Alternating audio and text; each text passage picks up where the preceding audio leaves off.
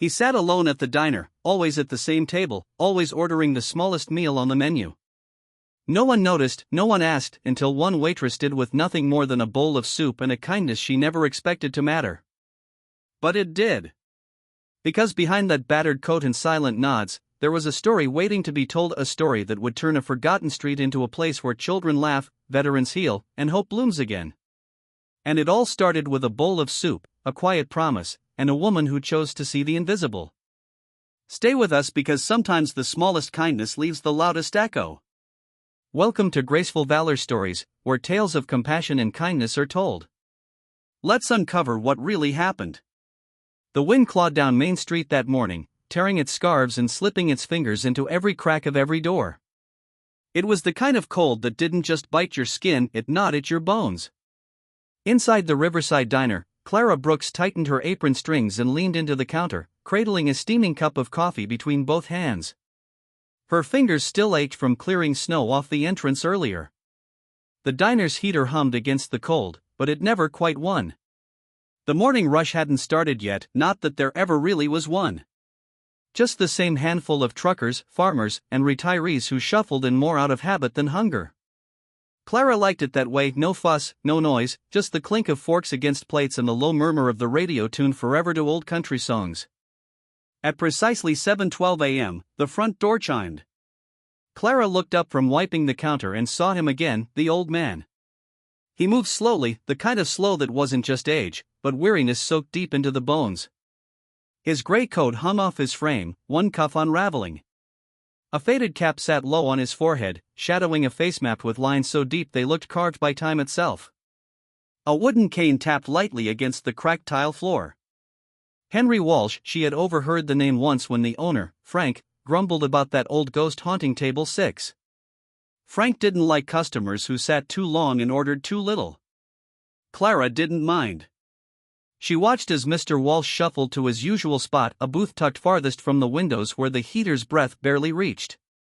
She grabbed a menu out of habit but hesitated, then said to herself, he always ordered the same thing, a bowl of chicken soup, no sides, no dessert, just that. His hands trembled slightly as he slid into the booth, placing his battered cap beside him. Clara filled a cup with fresh coffee and approached. "Morning, Mr. Walsh," she said, voice low, respectful. He nodded once, curt but not unkind. She poured the coffee without asking, placed the cup down carefully so it wouldn't spill, and gave a small smile. He nodded again, this time deeper, like a silent thank you. "I'll get your usual," she added gently and headed back toward the kitchen. Frank's voice rose from the back as she passed. "You know, he's just nursing that one bowl all morning, right? Takes up a table a paying family could use." Clara didn't answer, she just slid the order ticket onto the line and moved on. She didn't know why exactly, but there was something about Mr. Walsh that pulled at her. Maybe it was the way he kept folding and unfolding a napkin like he was working invisible knots out of his heart, maybe it was the far-off look he wore like he was seeing things only he remembered, or maybe, just maybe, it was because Clara knew what it felt like to sit at a table and hope someone saw you without looking through you. She returned a few minutes later with a steaming bowl of soup. "Here you go," she said, setting it down with quiet care. Mr. Walsh didn't speak, he simply lowered his head slightly and picked up a spoon, hands still trembling a bit. Clara pretended not to notice, she busied herself wiping a nearby table, glancing over only once to see him sip the broth slowly, methodically, like every swallow was an act of survival. When it came time for the check, Clara slipped a folded dollar bill from her tip jar into the till to cover part of his meal, just like she did every Thursday, not because he asked, not because he couldn't pay, but because kindness, real kindness, asked for nothing in return. Outside, snow started falling again, soft and slow. Inside, Clara refilled his coffee without a word. The diner, the town, the whole cold world could rush by outside, but at table 6 in that battered booth, a little warmth managed to hold its ground, and neither of them said a thing. What secret was Mr. Walsh carrying? Snow fell thicker by the second that week, it blanketed Riverside in silence, muffling the tires, the horns, even the usual chatter. Outside the diner, inside the world felt smaller, quieter. Clara wiped down the empty counter for the third time that morning, her hands moving out of habit more than need. She glanced at table 6, still empty, still waiting. Mr. Walsh hadn't come in yesterday or the day before or the day before that. Each morning, Clara prepared the same setup anyway: a fresh cup of coffee, black, a folded napkin, and a bowl of chicken soup held under the heat lamp just long enough to stay warm, just in case. Frank noticed. Of course he noticed. "You know he's not coming back, right?" he muttered one afternoon, tossing a rag onto the counter. "Old-timers like that, when they disappear, it usually means they're not coming back at all." Clara didn't respond, not because she disagreed, but because admitting it out loud would have made it real. Instead, she just nodded as if agreeing with the weather rather than the words. She kept setting the table every morning, even when customers stared, even when a young couple laughed at the sight of an untouched coffee cooling on an empty table. It didn't matter. Kindness, Clara thought, wasn't about recognition. It wasn't about who saw it happen or whether it got repaid. Kindness was about offering something: a seat, a bowl of soup, a little warmth, even when no one asked for it, especially when no one asked. On the 5th day, a letter arrived at the diner. It wasn't addressed to Frank. It wasn't addressed to any customer. It was addressed to the girl who saved a seat. The envelope was simple: no return address, no fancy stationery, just a few words written in a shaky, deliberate hand. Frank tossed it onto the counter like it was junk mail. Clara, drying glasses behind the bar, caught sight of it immediately. She wiped her hands carefully, picked up the envelope, and opened it. Inside was a single folded sheet of paper. The handwriting leaned left, rough and uneven, as if the writer had fought every letter into place. "Dear Clara, if you're reading this, it means I didn't make it back to table 6. Don't be sad. You gave me something to look forward to, more than the soup, more than the coffee. You reminded me what it felt like to be noticed again. You warmed up more than my hands those mornings. You warmed up the part of me that the cold world forgot. Please don't think it was wasted. It wasn't. You'll understand soon. Henry Walsh." Clara sat back slowly, the letter trembling slightly in her hands. The diner bustled around her, orders called out, plates clattered, but in that moment, Clara heard none of it, only the soft crinkle of the letter as she reread it again and again like a whisper. She wasn't ready to let go of that. That night, as the snow thickened and street lights blurred into hazy halos, Clara stayed late. She wiped down every table twice, polished the coffee pots until they gleamed, refilled the sugar containers, and then she went to table 6. She laid a fresh napkin across the seat, poured a full cup of coffee, and from her pocket she pulled a tiny battered metal pin, a star that Mr. Walsh had once dropped and left behind. She placed it gently next to the coffee, not as a goodbye, but as a promise. A promise that some kindness never goes cold, not even in the longest winter. What final gift would Henry leave behind? 3 days after the letter arrived, Clara stood behind the counter, refilling salt shakers when the diner door chimed again. She didn't look up right away, probably another regular seeking refuge from the frozen streets, but the room felt oddly quiet. Even Frank, usually grumbling about something, stayed silent. Curious, Clara lifted her gaze and froze. A young man in a dark wool coat stood just inside the doorway, wiping stomping snow from his boots. He wasn't from around here. His posture, the tired set of his shoulders, the way he held a small package close to his chest, it all said something else, something heavier. He scanned the diner, his eyes landing on Clara almost immediately. He hesitated, then walked toward her, boots tapping lightly across the worn tiles. "Are you Clara Brooks?" he asked, his voice low but clear. Clara set down the salt shaker slowly. "Yes," she said, her heart knocking a little too hard against her ribs. The young man offered a soft, almost apologetic smile. "My name's Daniel Walsh," he said. "Henry was my grandfather." The room tilted slightly around her. Clara gripped the edge of the counter. Daniel noticed. He softened his tone even more. "He spoke about you," he said. "Every time we talked, it was always the same story: the waitress at the diner, the coffee, the soup, the kindness that didn't ask questions." Clara shook her head, blinking rapidly. "I didn't do anything," she whispered. Daniel smiled, a little sad, a little proud. "Maybe not to you," he said, "but to him, you did everything." He held out the small package he'd been carrying. "For you," he said simply. Clara hesitated, then took it with trembling hands. The package was wrapped plainly in brown paper tied with a thin strip of twine. Inside she found a battered manila folder, a set of old blueprints, a few faded photographs, and a letter. She unfolded the letter carefully. "Dear Clara, I didn't have much left in this life, not much money, not much strength, but what I did have, I wanted to give back years ago. I had a dream to build a little place where kids who had nothing could still have books, a place warm enough to fight off a few winters. I couldn't finish it, not by myself, but your kindness, it reminded me that not all battles have to be fought alone. With what I saved and a little help from old friends, We bought the lease on a vacant building on Willow Street. It's not much, but it's yours now if you want it. If you still believe a warm bowl of soup can change a life, maybe you'll believe a warm place with books can change even more. Thank you, Clara, for seeing me, for reminding me I wasn't invisible. Henry Walsh. Clara stood there, the letter trembling in her hands, the room blurring around the edges, a diner full of noise, a world full of rushing, and yet somehow, one quiet kindness had built a future, a library, a shelter of stories and second chances, and Henry Walsh had trusted her to carry it forward.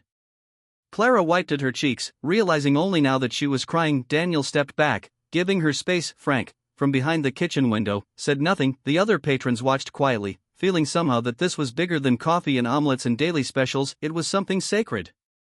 That night, long after the diner had closed, Clara sat alone at table 6. The coffee pot was off, the windows frosted with breath and memory. On the table in front of her, the blueprints, the photos, the letter, and a single battered pin shaped like a star, gleaming faintly under the flickering light. Clara traced her finger across the creased paper, her chest tight with a strange, beautiful ache. She wasn't just a waitress who served soup anymore, she was a keeper of promises, and somewhere out there, she knew Mr. Walsh was smiling. The building on Willow Street wasn't much to look at, an old brick storefront tucked between a boarded-up bakery and an abandoned hardware shop. The windows were dusty, the door hung slightly crooked, and the paint peeled away in curling flakes, but when Clara stood in front of it, the blueprints pressed tightly against her chest, she didn't see a ruin, she saw a beginning. Daniel stood beside her, hands shoved deep in his coat pockets. He glanced at her, a small smile tugging at the corner of his mouth. "You ready?" he asked. Clara nodded once, a lump in her throat too big to speak around. Together they pushed the door open. It creaked, a long, aching sound, and dust motes danced in the pale winter light. The air smelled of old wood and forgotten dreams. Perfect. For the next 2 weeks, Clara spent every spare moment she had cleaning, scrubbing, repairing. After long shifts at the diner, she would change into an old sweatshirt, lace up worn sneakers, and head straight to Willow Street. Some nights, Daniel helped. Other nights, local veterans, old friends of Henry, showed up with tool belts and paint cans. No one talked much, they didn't need to. The work spoke louder than words. By the time February rolled around, the shelves were built, donations poured in. Battered books, old children's novels, dictionaries, encyclopedias so heavy they could anchor ships. Someone brought a battered couch, someone else strung up fairy lights across the ceiling beams. It wasn't fancy, it wasn't perfect, but it was warm, it was welcoming, it was exactly what Henry had imagined and exactly what Clara wanted to give back. On the morning of the opening, Clara stood nervously outside the front door, rubbing her hands together for warmth. She wore her best skirt, a simple navy blue one, and a white cardigan that still smelled faintly of the diner's coffee. Daniel straightened the grand opening banner above the door with a grunt. "You sure about this?" he teased lightly. "Still time to run?" Clara laughed, a soft, nervous sound, and shook her head. "No," she said. "Not this time." By noon, a small crowd had gathered, veterans in worn jackets, young mothers with curious toddlers tugging at their sleeves, teenagers in oversized sweatshirts pretending not to be excited. Frank even showed up, grumbling about the cold, but carrying a tray of cinnamon rolls from the diner. Clara smiled when she saw him. Old habits die hard, she thought. Someone handed her a pair of oversized scissors, the kind they used in real ceremonies, and pointed at the thin red ribbon stretched across the door. Clara hesitated, she glanced up at the sky, gray and heavy with the threat of more snow, and then quietly she whispered, "For you, Henry." She snipped the ribbon cleanly, and the small crowd erupted in cheers. The library was open. The next few hours passed in a blur. Children ran their hands over the spines of books, older veterans sat quietly in the reading chairs, thumbing through novels they hadn't seen in decades, and through it all, Clara moved like a quiet thread, straightening shelves, offering cocoa, showing a shy little boy how to turn the page without tearing it. Somewhere near the front door, a woman snapped a photo. Clara didn't notice, she was too busy wiping a sticky handprint off the corner of a bookshelf, but that photo, a simple unposed shot of a young woman in a cardigan surrounded by books and hope, would change everything. What would happen next? 2 days later, the photo exploded across social media. Small-town waitress opens free library in memory of forgotten veteran. Local news picked it up first, then regional stations, then national outlets. By the end of the week, strangers from across the country were sending donations, books, money, handmade quilts for the reading nooks. Letters poured in, his stories from people who had once been the lonely kid, the lost soldier, the hungry stranger, stories from people who remembered what it felt like to be seen. And at the center of it all was Clara, bewildered, humbled, and more determined than ever. 3 weeks after the library opened, Clara received a letter with an official city seal and invitation. The mayor wanted to meet her. They wanted to honor her, not just for the library, not just for Henry Walsh, but for reminding an entire town, an entire country that kindness didn't need a parade to matter. It only needed one person, one bowl of soup, one warm seat in a cold world, and sometimes that was enough to rewrite a future. The City Hall of Riverside wasn't a grand place. It was a squat brick building with cracked steps and a peeling flagpole out front, but on that afternoon, it might as well have been the steps of the Capitol itself. Clara stood at the bottom of the stairs, smoothing her cardigan, nervously staring up at the double doors. In one hand, she clutched the invitation, in the other, a simple clutch purse borrowed from the diner owner's wife, pressed into her hands with a wink and a whispered, "You're going to need this, hon." Daniel stood beside her, offering a silent thumbs up. Frank was somewhere in the crowd, too, pretending not to care, but Clara had seen him straighten his tie 3 times already. She took a deep breath, the winter air crisp in her lungs, and climbed the stairs. Inside, the council chamber buzzed with quiet conversation. People turned in their seats as Clara entered. Townsfolk, veterans, teachers, families, faces familiar and unfamiliar, all looking her way. At the front stood Mayor Helen Granger, a tall woman with sharp gray hair and kind eyes. She smiled warmly as Clara approached. "Miss Clara Brooks," she said into the microphone, her voice carrying easily across the room. "Please join me up here." Clara's knees wobbled a little, but she managed to cross the floor without tripping over herself. When she stood beside the mayor, the room quieted. The silence wasn't heavy, it was full of something Clara couldn't name, but felt settled deep into her chest. Mayor Granger turned to the crowd. "Ladies and gentlemen," she began, "today we are here not just to honor a citizen, but to honor a spirit we sometimes forget still exists." She paused, letting the words breathe. In a world rushing too fast, Clara Brooks chose to slow down. She chose to notice, to care, not for applause, not for reward, but because she understood something we all need reminding of, that real change doesn't come from grand gestures, it comes from small ones, consistent ones, quiet ones. Clara's throat tightened painfully. Mayor Granger turned back to her, holding out a framed certificate. "Today, we officially recognize Clara Brooks for outstanding service to the community and for embodying the quiet kindness that holds the world together." The crowd stood, a standing ovation, loud, real, and overwhelming. Clara blinked hard, clutching the frame against her chest, but the mayor wasn't finished. "There's more," she said, and a soft chuckle rippled through the crowd. Mayor Granger lifted another document, heavier, bound with a dark blue ribbon. "By unanimous vote of the City Council," she said, "we are granting full funding for the expansion of the Willow Street Library." Gasps and murmurs filled the room. Clara just stared, wide-eyed. The mayor smiled gently.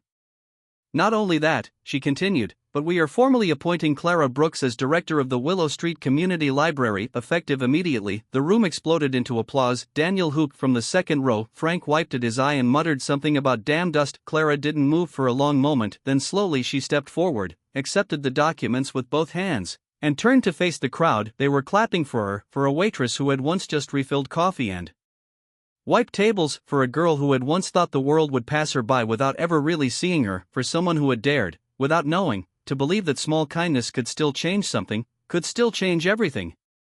After the ceremony, Mayor Granger pulled Clara aside.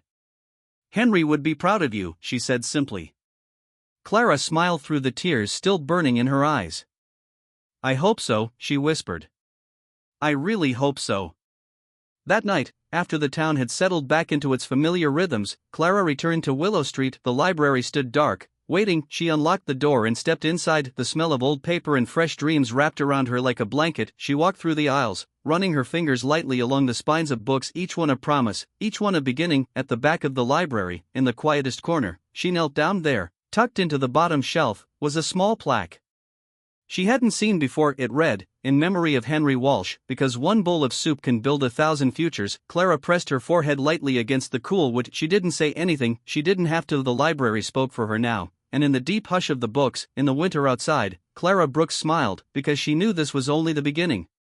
Summer had come to Riverside, not with fireworks, but with laughter. It poured down Willow Street like sunlight, bright, unstoppable, alive. The Willow Street Library, once a dusty shell, had bloomed into something extraordinary. Thanks to the city's funding and the flood of donations, the little building had expanded. New wings stretched from the original brick shell, one for children, one for teens, one for quiet reading. Colors spilled across the walls, murals painted by local artists, each telling a story of kindness, hope, and beginnings. The smell of fresh books and warm wood drifted through the open doors, and the sound, Oh, the sound of children reading aloud, teenagers debating over graphic novels, grandparents tracing trembling fingers over old favorite pages. The library wasn't just full, it was overflowed. Clara stood at the front desk watching it all with a heart so full it almost hurt. A little girl with tangled hair tugged on her sleeve, holding up a chapter book bigger than her head.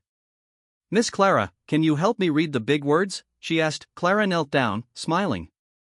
"Of course," she said, and just like that, another story began. Outside, the town had changed. 2 more shops reopened, more neighbors lingered in the park instead of rushing home, more strangers smiled when passing by. The library had become the town's heartbeat, a living, breathing promise that kindness, once planted, could grow roots deep enough to hold a community together. No one said it out loud, but everyone knew it had started with a bowl of soup, a quiet seat at a cold table, a waitress who had refused to look away. One evening, long after the last book was shelved and the last lamp dimmed, Clara stayed behind. The library was empty except for the soft ticking of the old clock above the door. She walked to the very back to the small memorial corner under Henry's plaque. She sat on the worn armchair tucked in the corner, the one Henry would have chosen, and rested her hand on the plaque. For a long time, she said nothing. The building hummed gently around her, wood creaking, books whispering in the air itself. Warm with memory, finally, in the hush of the growing dark, Clara whispered, "I promised I would keep it open, Henry, I promised I would keep it warm, and I will, for them, for you, for every soul who just needs someone to notice." She closed her eyes, feeling the peace settle in her bones. Outside, a breeze stirred the new leaves on Willow Street, a child's laughter echoed down the sidewalk. Inside, the library stood strong against the night, a small beacon built not from bricks or blueprints, but from bowls of soup, unseen kindness, and the quiet, stubborn belief that every life deserves to be seen. Clara Brooks smiled, and somewhere in a place beyond cold winters and lonely booths, Henry Wolfe smiled back. In our darkest moments, kindness still finds a way, often in the quietest places. Not everyone who helps wants recognition, some just need to know that today someone isn't going hungry, and sometimes that alone is enough to change a life. You may forget the story, but if no one retells it, history stays silent forever. Subscribe to Graceful Valor Stories, where justice is honored, kindness is remembered, and no act of quiet heroism is ever lost.